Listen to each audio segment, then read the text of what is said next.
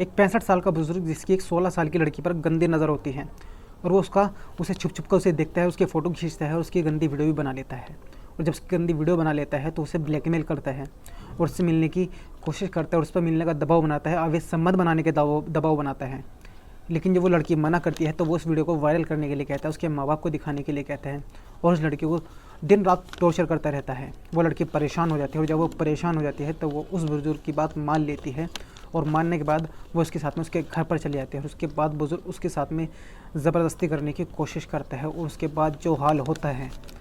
दोस्तों, इस कहानी को सुनने के बाद आप हैरान हो जाओगे। जिस उम्र में जो लोगों को ईश्वर का नाम लेना चाहिए, उस उम्र में वे इतने घिनौने काम को अंजाम दे रहे हैं जिसके बारे में कोई अंदाज़ा भी नहीं लगा सकता। आदाब, नमस्कार, सत श्री अकाल दोस्तों, मेरा नाम है इरशाद मलिक। दोस्तों, एक सतीश नाम का शख्स होता है जिसकी उम्र करीब 65 साल होती है और वो एक बिल्डिंग में रहता है और उसी के बगल में एक लड़की और रहती है जिसका नाम होता है प्रिया। दरअसल जो प्रिया होती है इसकी उम्र करीब 16 साल थी और ये एक लड़के से बातचीत करती थी, इसका एक लड़के से अफेयर चल रहा था।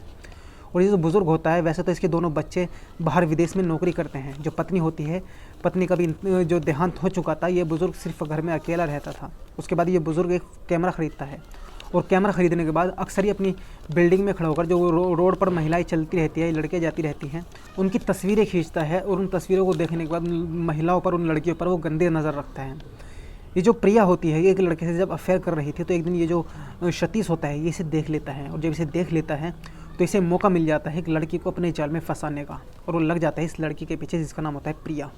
वो लगातार इसका पीछा करता रहता है क्योंकि ये चाहता था कि लड़की मुझे कोई ऐसे मौके पर फंसे जिसकी मैं इसकी वीडियो भी बना लूँ और इसकी फ़ोटो भी खींच लूँ और फिर इसे टॉर्चर कर कर इसके शरीर का फ़ायदा उठाया जाए, इसके साथ में अवैध संबंध बनाए जाए।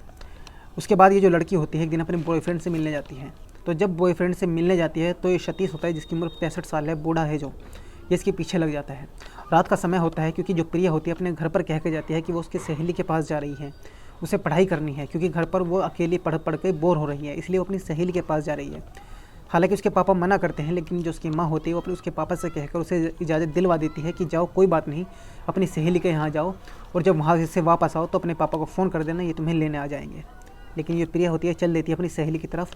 लेकिन जो प्रिया होती है इसका मकसद कुछ और ही था। ये जा रही थी अपने बॉयफ्रेंड से मिलने क्योंकि उसके बॉयफ्रेंड का बर्थडे था। उसने उसे कहा था कि अगर तुम नहीं आई तो मैं तुमसे बात नहीं करूँगा। इसलिए प्रिया उसे राज़ी करने के लिए अपने घर से निकल जाती है और जब निकल जाती है तो सीधा पहुँच जाती है अपने बॉयफ्रेंड के पास और वहाँ पर जाकर ये दोनों गले मिलते हैं और प्यार मोहब्बत की बातें करने लगते हैं। उधर पीछे जो बुज़ुर्ग होता है उसकी वीडियो बना रहा था और उसके फ़ोटो भी खींच रहा था। उसके बाद जो प्रिया और जिसका बॉयफ्रेंड होता है, इनके बीच में अवैध संबंध बनते हैं और ये जो बुज़ुर्ग था, जो 65 साल का सतीश था, ये इन दोनों की वीडियो बना लेता है और वीडियो बनाने के बाद ये प्रिया को वहाँ से आ जाता है। उसके बाद जो प्रिया होती है अपने बॉयफ्रेंड से मिलने के बाद घर वापस आ जाती है और वापस आने के बाद ये फिर से अपने कॉलेज में जाना शुरू कर देती है।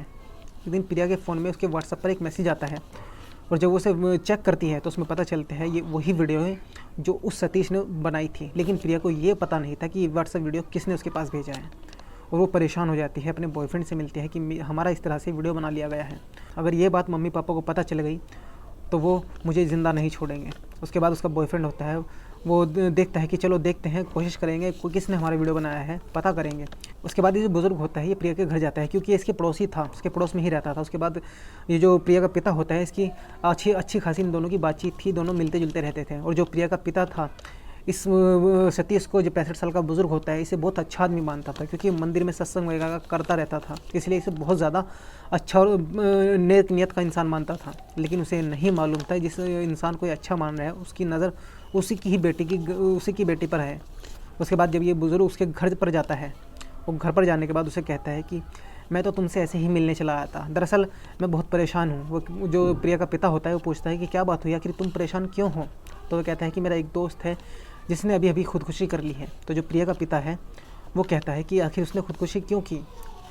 तो वो बताता है कि उसकी जो बेटी थी उसका किसी लड़के से अफेयर चल रहा था और उसके जब अफेयर चल रहा था तो उसकी किसी ने वीडियो बना ली और जब उसके पिता ने वो वीडियो देखी तो उसने शर्म के मारे खुदकुशी कर ली।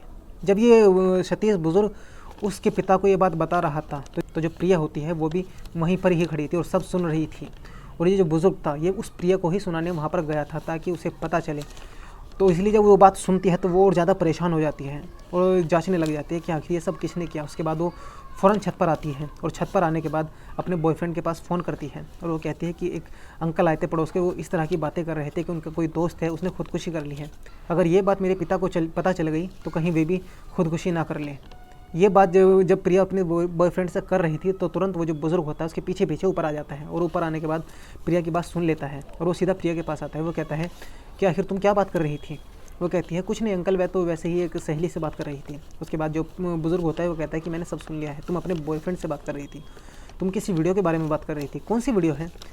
तो वो उसे टालने की कोशिश करती है कि अंकल कोई नहीं, कोई वीडियो नहीं है। उसके बाद वो जो बुज़ुर्ग होता है कि मुझसे मत शर्माओ, अगर तुम परेशान हो तो मुझे बताओ, मैं तुम्हारी परेशानी का हल ज़रूर ढूंढूंगा। तो प्रिया रोने लगती है और कहती है कि अंकल इस तरह से मैं अपने बॉयफ्रेंड से मिलने गई थी, किसी ने वहाँ पर मेरा वीडियो बना लिया है। तो वो जो बुज़ुर्ग होता है वो कहता है कि घबराओ मत, मैं तुम्हारी मदद करूँगा उस शख्स को ढूंढने के लिए जिसने तुम्हारी वीडियो बनाई है। तो जो प्रिया होती है उसे थोड़ी हिम्मत मिलती है और वो जो बुज़ुर्ग होता है उसे कहता है कि कल तुम मुझे एक जगह मिलो। उसे एक जगह बताता है जहाँ पर एक खंडर किला होता है, वो वहाँ पर उसे बुलाता है कि मुझसे वहाँ पर आकर मिलना।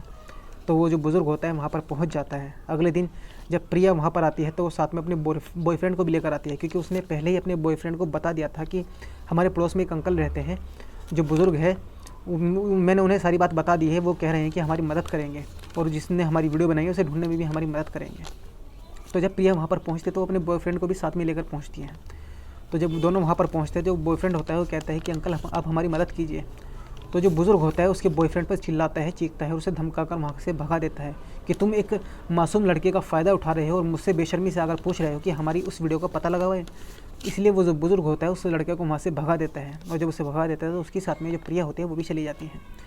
इस वजह से जो बुज़ुर्ग होता है वो बहुत परेशान होता है कि मेरे सारे बने बनाए प्लान पर पानी फिर गया। उसके बाद वो प्रिया को फिर मिलता है और कहता है कि तुम मेरे घर पर आना, मैं वहाँ तुमसे बात करूँगा। उसके बाद जो प्रिया होती है वो उसके पड़ोस में ही रहता था, उसके घर पर जाती है और घर पर जाने के बाद उसे कहता है कि तुम घबराओ मत, तुम्हारी जो वीडियो है किसी को पता नहीं चलेगा, जो वीडियो बनी है मैं उसे ढूंढ लूँगा, लेकिन तुम मुझसे मिलती रहना। लेकिन जो प्रिया होती है वो समझ नहीं पा रही थी, क्योंकि जो बुज़ुर्ग होता है उसे दुलारने के बहाने उसे उल्टी सीधी जगहों पर टच करता है, लेकिन प्रिया समझ नहीं पाती और वो अंदाज़ा भी नहीं लगा पा रही थी जो इतनी उम्र का ये बुज़ुर्ग है, ये इस तरह की भी हरकत कर सकता है। लेकिन जो बुज़ुर्ग होता है उसे कहता है कि जो तुम्हारी वीडियो है वो मैंने बनाई है और जो तुमने अब उस अपने बॉयफ्रेंड के साथ में किया है वैसी ही वीडियो मैं तुम्हारे साथ भी बनाना चाहता हूँ। मतलब वो कह रहा था कि मैं तुम्हारे साथ में अवैध संबंध बनाना चाहता हूँ, मुझे खुश कर दो तो मैं जो तुम्हारी वीडियो है वो डिलीट कर दूँगा। लेकिन जो प्रिया होती है वो मना कर देती है और साफ मना करके उस बुज़ुर्ग के जैसे उसके साथ में हाथापाई करते हैं, उसे बोतल उठाती है, उसके सर में मारती है और वहाँ से भाग जाती है। अब जो ये बूढ़ा शख्स होता है वो जो बिल्डिंग का गार्ड होता है उसे जाकर ये बात बताता है कि एक ये जो हमारे बिल्डिंग में रहती है लड़की प्रिया, इसका किसी लड़के से चक्कर चल रहा है। अब ये जो गार्ड होता है ये लड़की के पिता को ये बात बताता है और जब लड़की के पिता को ये बात बताता है तो लड़की का जो पिता होता है, प्रिया का पिता होता है, वो प्रिया पर बहुत ज़्यादा गुस्सा होता है, उसे मारता पीटता है और उसे कहता है कि तुम अकेली कहीं पर भी नहीं जाओगी और अगर कॉलेज जाओगी तो हम तुम्हारे साथ जाएंगे और तुम्हें साथ लेकर आएंगे, और अगर तुमने ये सब बंद नहीं किया तो मैं तुम्हारी पढ़ाई बंद करवा दूँगा और तुम्हारी शादी करवा दूँगा। उसके बाद अगले दिन जब वो जो बूढ़ा शख्स होता है वो प्रिया के घर पर जाता है और एक सीढ़ी लेकर जाता है। वो जाकर प्रिया के माता पिता से कहता है कि ये जो सीढ़ी है चल नहीं रही है, मुझे इसे चेक करनी है। तो जो प्रिया के पिता होते हैं वो प्रिया से कहते हैं कि बेटा अंकल की सीढ़ी चेक कर दो।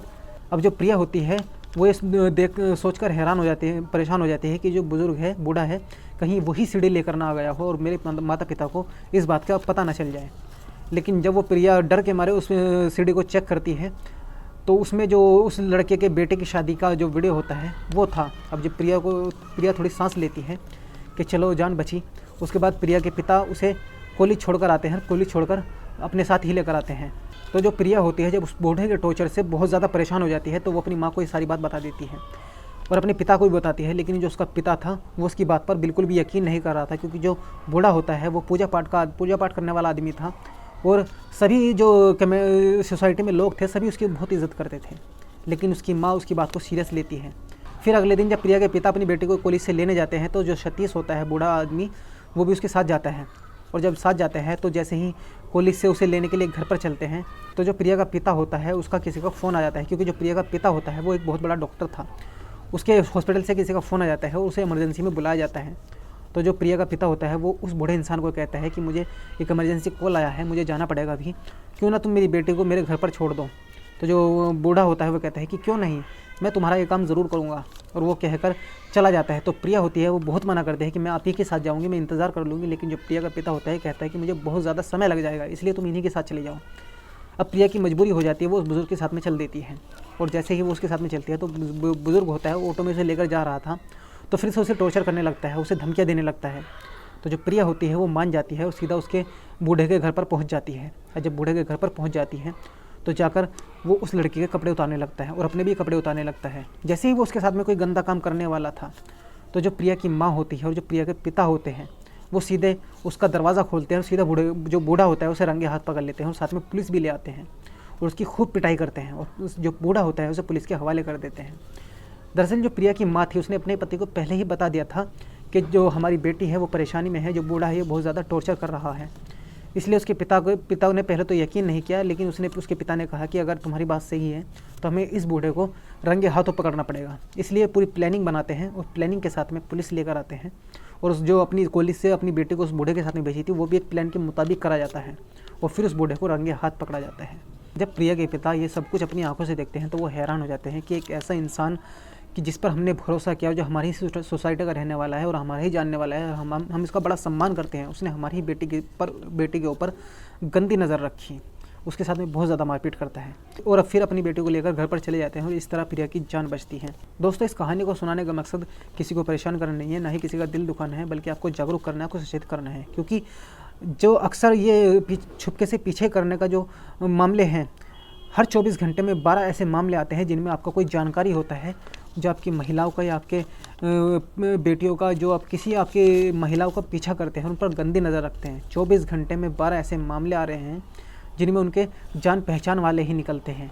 इसलिए सावधान रहे, चाहे कोई भी हो, उन पर आसानी से भरोसा ना करें, और अपने जो बच्चे हैं उन पर उनका भी ध्यान रखें, वे क्या कहाँ जा रहे हैं। अगर किसी परेशानी में हो तो उनसे प्यार से पूछें कि क्या कोई परेशानी है या किसी बात का कोई मसला है।